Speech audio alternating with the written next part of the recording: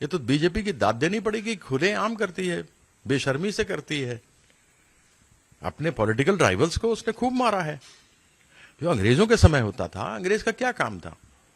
जो भी सामने कोई तगड़ा आदमी है, उसका अच्छा चलता है, उसको वो अंदर कर देते थे। बहुत सारे ऐसे लोग थे। बहुत लोगों ने माफी नहीं मांगी, बहुत लोगों ने माफी मांग ली, अंग्रेजों के हो गए। उस समय तो ऐसे 3-4 ग्रुप थे ना जिनको फंड किया जाता था अंग्रेजों द्वारा। तो वही परिस्थिति अब है। जो तुम्हारे साथ है, जो बीजेपी के साथ है, उसकी फंडिंग भी होगी, केस भी खत्म हो जाएगा।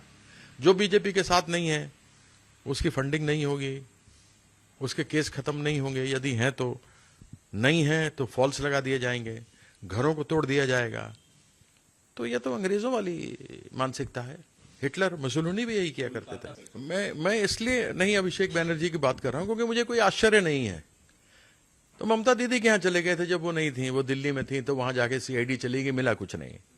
अभिषेक बैनर्जी के यहां 3 बजे पहुंचे। इतना लेट क्यों हो गए समझ नहीं आ रहा। पहले ही अटैक करना चाहिए था सीआईडी को। 3 बजे पहुंचे, 5 बजे तक 2 घंटे डिजास्टर मैनेजमेंट का इंतजार किया। घर के हर ताले तोड़े गए। 90 मिनट तक सब कुछ, गद्दा वद्दा तकिए वके सब फाड़ फूड़ के देख लिए। रिजल्ट क्या आया? नील। खुद लिखा उन्होंने रोजनामचे में। तो ये तो चलेगा। ये दुनिया को दिखाना है कि ये तो बड़े भ्रष्ट हैं। मिल कुछ नहीं रहा है। देखिए, संविधान में अलग गुट का कुछ है ही नहीं। जो संशोधन हुआ है, उस संशोधन में पॉलिटिकल पार्टी के साथ आपको जाना होगा, 2/3 लोगों को। उसमें जो 2/3 जाएंगे और पॉलिटिकल पार्टी जाएगी, उसमें क्या होता है? पॉलिटिकल पार्टी में ऊपर से लेके नीचे तक वो पॉलिटिकल पार्टी है। केवल सांसद या विधायक पॉलिटिकल पार्टी नहीं है, चाहे वो 2/3 क्यों ना हो। और नया ब्लॉक हो नहीं सकता। नए कानून के मुताबिक उनको मर्ज करना ही पड़ेगा पॉलिटिकल पार्टी के साथ।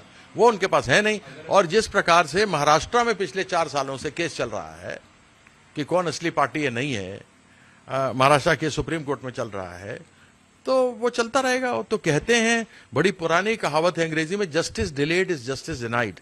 भैया, आप तृणमूल के सिंबल पर जीते ना। ममता बनर्जी ने आपको दिया ना।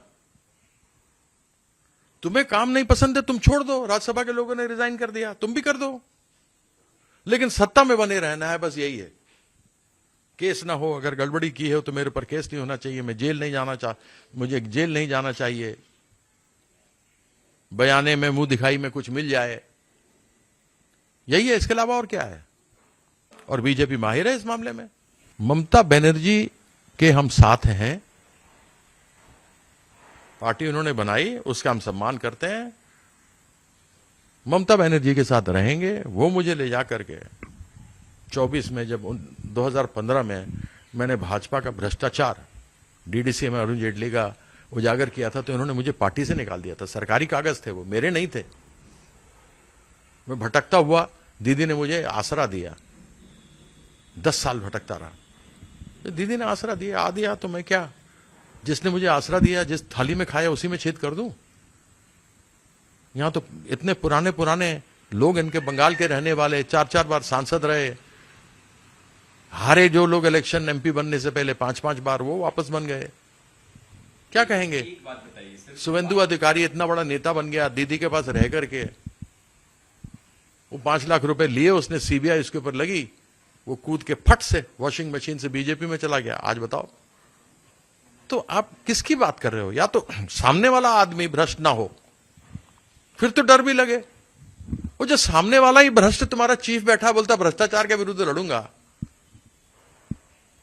तो वही बात हो गई ना, जिसके घर शीशे के होते हैं दूसरे घर पत्थर नहीं मारता। बागी वो होते हैं जो किसी अच्छे उद्देश्य के लिए लड़ते हैं। मेरे पिताजी बागी थे अंग्रेजों के विरुद्ध, क्योंकि वह आजादी की लड़ाई लड़ रहे थे।